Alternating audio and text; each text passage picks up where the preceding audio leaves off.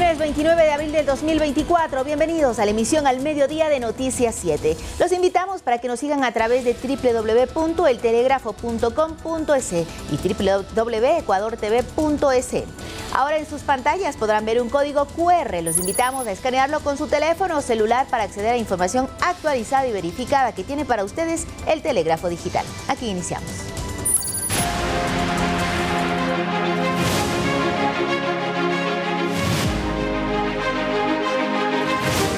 Puente Delta, apertura oficial.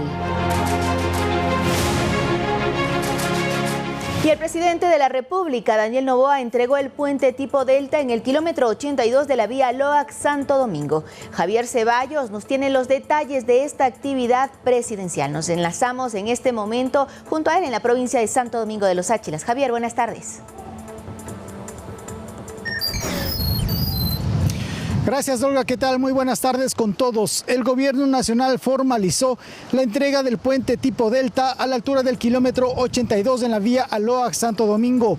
Esta infraestructura permitirá retomar la interconexión turística y comercial entre la sierra y la costa.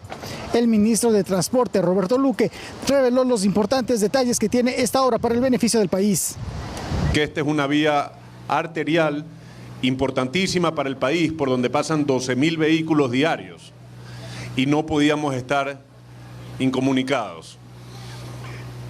Citamos a esa reunión al Cuerpo de Ingenieros del Ejército y rápidamente dispusimos el traslado y el armado de un puente tipo Delta y el diseño de las cimentaciones que fueron ejecutadas en coordinación con los gobiernos locales. Y hoy tenemos un puente en tiempo récord, 56 días. De su lado, el presidente de la República, Daniel Noboa, expuso que es la intención del gobierno promover el desarrollo en todas las zonas del país. Una prefectura que, por si acaso, pidió mi renuncia hace un mes. Que mientras nosotros hacemos obras, ellos piden la renuncia y que los que deberían de renunciar son ellos. Y lo voy a repetir así a lo largo del tiempo para que nunca se olviden. Seguiremos dándole frente a una guerra complicada, seguiremos dándole frente también a cualquier tipo de crisis, porque ese es nuestro trabajo. Nuestro trabajo es velar por todos los ecuatorianos y resolver los problemas. El puente tipo Delta sobre el río Lelia tiene una extensión de 56 metros de longitud y beneficia a más de 1 millón de compatriotas. Hasta aquí nuestro informe desde la provincia de Santo Domingo de los Áchilas. Olga, tú sigues con más desde estudios. Una excelente tarde. Muchas gracias, Javier. Estaremos pendientes también del reporte que nos tengas para el noticiero de las 19 horas. Y en otro tema, les comentamos que tras un día sin cortes de energía, este lunes 29 de abril se reanudaron los racionamientos de luz, pero en menor proporción. Por ejemplo, en Quito, la empresa eléctrica compartió el nuevo cronograma con los horarios. Es así que en la capital el servicio eléctrico será interrumpido por 3 horas y media y en 4 franjas o bloques. Mientras la Corporación Nacional de Electricidad, CENEL, informó que los cortes de servicio eléctrico en el puerto principal serán de 2 horas y en ciertos casos hasta por 3 horas. En Cuenca, según lo anunciado por Centro Sur, el racionamiento energético es de 3 horas y en 5 franjas o bloques. Recuerde que usted puede revisar los horarios en la página web www.energia-medioecuador.com.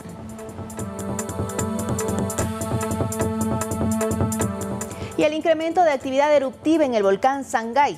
El Instituto Geofísico de la Escuela Politécnica emitió una advertencia de riesgos para provincias cercanas. Manuela Bedón nos tiene los detalles a través de un informe. Manuela, ¿cómo estás? Buenas tardes. Buenas tardes, estudios, amigos televidentes. Esta mañana nos despertamos con la novedad de que el volcán Sangay ha tenido una actividad un poco más fuerte de la usual. Sabemos que desde el pasado 2019 se encuentra ese volcán ya en actividad y ha tenido algunos episodios como el de esta mañana en el que se reportó una nube de ceniza y caída de material piroplástico. Según el instituto ha sido alrededor 7.000 metros la columna de ceniza que ha expulsado el volcán. Como ven en pantallas, estas son imágenes que se han recopilado hablado en las últimas 24 horas de cómo ha estado la actividad. Se puede ver ahí un hongo bastante grande y esto ha incluido la caída de material en algunos ríos. Pero para explicarnos mejor está con nosotros la vulcanóloga Silvia Vallejo, la cual nos va a dar una mejor explicación para que sepamos qué es lo que está ocurriendo con este volcán. Muchísimas gracias, Silvia. Buenas tardes. Coméntanos un poco qué novedades han ocurrido el día de hoy, qué es lo que se puede esperar también del volcán. Buenas tardes. Bueno, lo que hemos tenido básicamente es una emisión de ceniza, una explosión un poco importante, en la cual la columna llegó hasta los 7.000 metros sobre el nivel de la cumbre, esto registrado por imágenes satelitales, y la cual se estuvo dispersando hacia el occidente, suroccidente. Es importante mencionar que esto fue como un solo evento, no tenemos una pluma continua de caída de ceniza y no hemos tenido hasta el momento ningún reporte de caída de este material volcánico en ninguna parte. Por otro lado, se han generado corrientes de densidad piroclástica o flujos piroclásticos, que son nubes ardientes que bajan por los flancos o por las laderas de los volcanes y que en este caso va a ayudar a que se siga aumentando la cantidad de sedimentos de origen volcánico en el río Volcán y por ende el río Pano. Bueno, y sabemos que en el río Pano hace un par de semanas, un par de días, por el tema de las lluvias, hubo un desbordamiento. Es decir, esto también podría estar aportando. ¿Qué medidas puede tomar la ciudadanía para este caso? Bueno, sí, el río Pano al momento tiene una cantidad importante de sedimentos de origen volcánico del volcán Sangay. Y sí, bueno, las medidas es que siempre tienen que estar alertas, ¿no? Principalmente cuando hay lluvias, digamos, el río puede desbordarse. Listo, amigos televidentes, pero si ustedes quieren saber más información respecto a lo que está ocurriendo, y como les ha mencionado, no ha habido reportes hasta el momento de caída de ceniza. Creo que aquí hay algunas imágenes de cómo se ven los alrededores, pero aquí no hay viviendas ni poblados, ¿verdad? Solamente es la vegetación. Pero si ustedes quieren estar informados no solamente de este volcán, sino de otros que están en actividad actualmente en el país, pueden hacerlo a través de la página web www.igpn.edu.com, donde está toda la información, ¿verdad? De igual manera en las redes sociales, y así ustedes podrán tomar las medidas adecuadas. Les recordamos que la ceniza para el sistema respiratorio es bastante dañino, así que proteger piel, proteger cavidades tanto de la nariz como de la boca es sumamente importante, especialmente para los poblados que están en las provincias de Chimborazo y Cañar. De igual manera, proteger animalitos, evitar que ellos consuman el césped o alimentos contaminados con ceniza, porque eso les puede afectar tanto a su sistema respiratorio como digestivo. Esa es la información que tenemos por el momento. Volvemos a estudios con más. Muy buenas tardes. Manu, muchísimas gracias por ese reporte y estaremos pendientes al desarrollo de la actividad volcánica del Sangay entonces. Cambiamos de tema. El gobierno está trabajando en un programa de estimulación de nubes que ayuda a enfrentar la crisis energética que vive el país. ¿Pero en qué consiste esta técnica? Se lo contamos en la siguiente nota. Días atrás, el ministro de Energía encargado, Roberto Luque, adelantó que se están estimulando nubes para fomentar las lluvias en las zonas de los embalses de las hidroeléctricas. Pese a que no se ha entregado más detalles de cómo se está aplicando esta técnica en el país, Javier Macas, especialista de pronóstico meteorológico del INAMI, nos explica en qué consiste el bombardeo de nubes.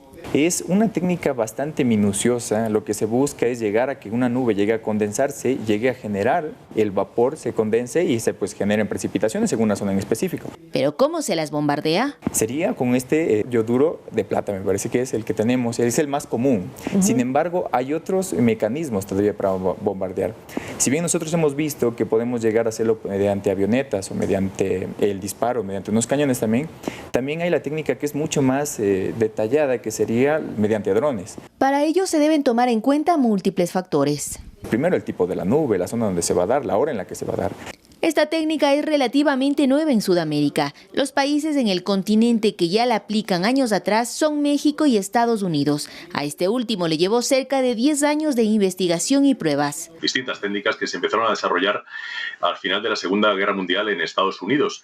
Y básicamente consiste en introducir en una zona de una nube unos elementos, en este caso suele ser yoduro de plata, una sal, para que el proceso de formación de gotas y granizos dentro de la nube se vea potenciado. Con estas acciones se prevé aumentar la probabilidad de lluvias en una zona determinada.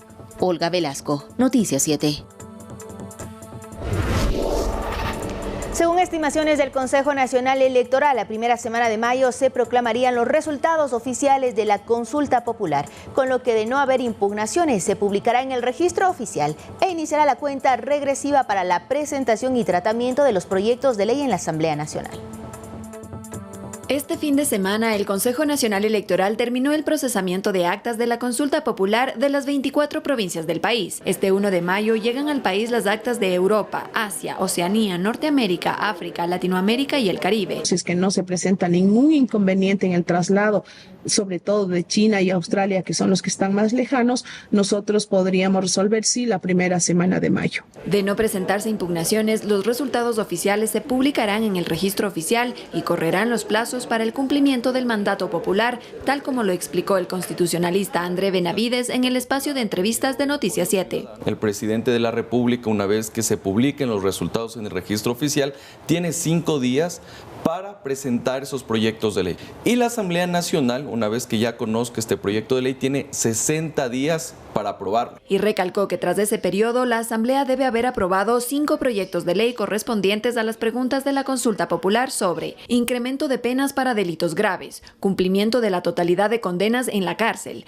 penas según el tipo, tamaño y calibre de las armas que no tengan permiso, destinar armamento ilegal para uso de las fuerzas del orden y simplificar trámites para que el Estado disponga de bienes incautados. Más allá de las banderas políticas, aquí lo que deben hacer todos los bloques legislativos es cumplir con lo que dijo el pueblo en las urnas en la consulta popular. Es decir, que la Asamblea Nacional no puede mirar para otro lado, o menos aún, negar este proyecto de ley. Tiene que existir una ley aprobada en 60 días. Además, los legisladores deberán ceñirse estrictamente a los temas que fueron materia de consulta el 21 de abril. No puede introducir temas que no hayan sido consultados. Lo único que puede hacer, en el mejor de los casos, es mejorar los textos, afinarlos y obviamente que salga un texto más pulido. De no ser así, dijo, existen 2 mecanismos de control para asegurar a los ecuatorianos el cumplimiento de su decisión. El uno, el presidente de la República con el veto presidencial. Y el otro, la Corte Constitucional, que podría hacer seguimiento del dictamen o, en su defecto, presentar una demanda de inconstitucionalidad. Dada la coyuntura política y los tiempos establecidos, Benavides considera que la conformación de una comisión multipartidista es lo más viable para llevar adelante el tratamiento de los proyectos de ley. Miriam Zambrano, Noticias 7.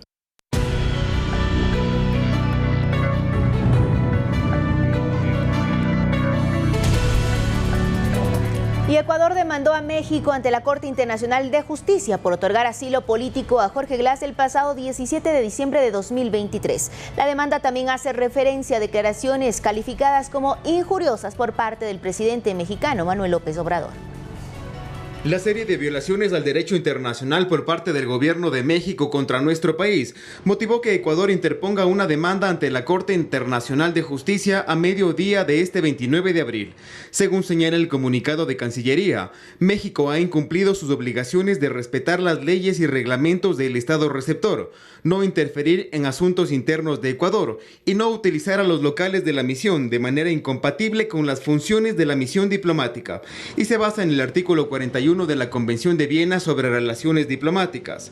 Y sobre todo, la demanda obedece al asilo político que México otorgó ilegalmente a Jorge Glass, quien tiene 2 sentencias ejecutoriadas, una por asociación ilícita en el caso Odebrecht y otra por cohecho en el caso Sobornos, y además una investigación por presunta malversación de fondos en el caso Reconstrucción de Manabí.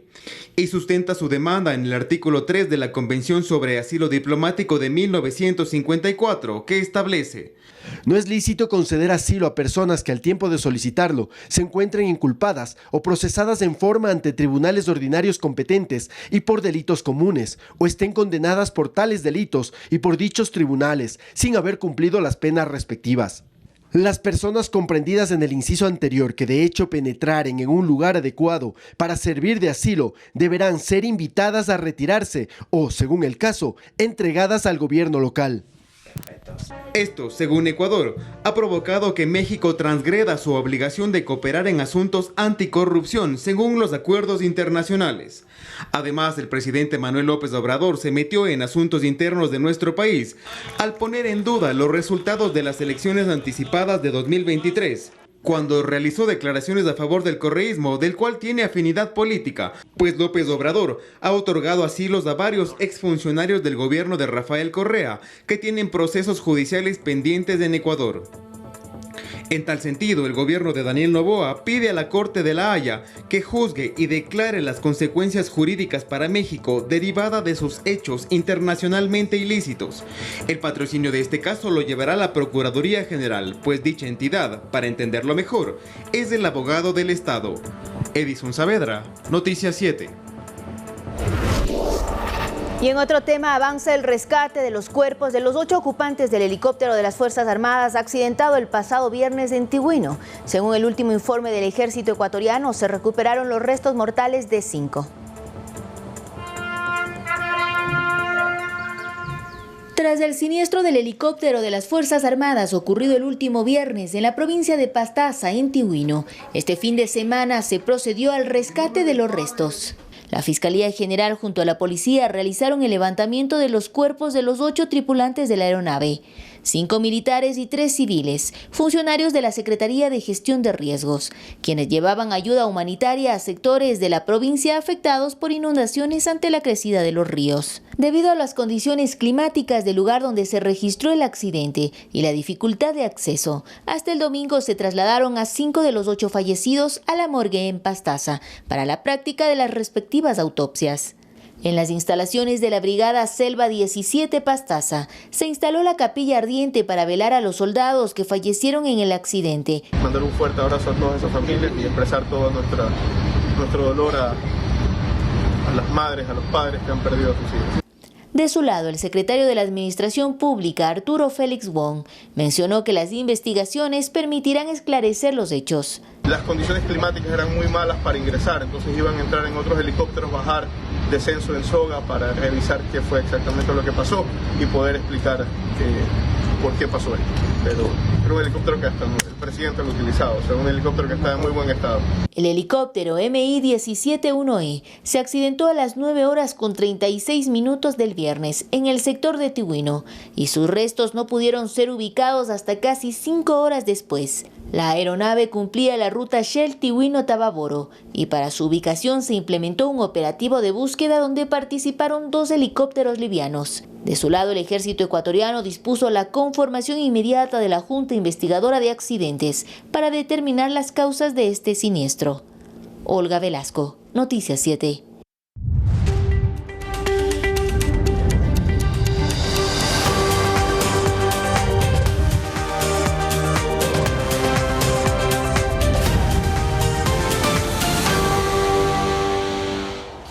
El presidente del gobierno español, el socialista Pedro Sánchez, comunicó este lunes 29 de abril que se mantendrá al frente del Ejecutivo. En su intervención de 10 minutos, el primer mandatario indicó que regresa con más fuerza. Sánchez vuelve a sus actividades después de 5 días de reflexión ante lo que consideró una campaña de acoso contra él y su esposa. Esto luego de que la Fiscalía de ese país abriera una investigación en contra de su esposa, Begoña Gómez, por los presuntos delitos de tráfico de influencias y corrupción.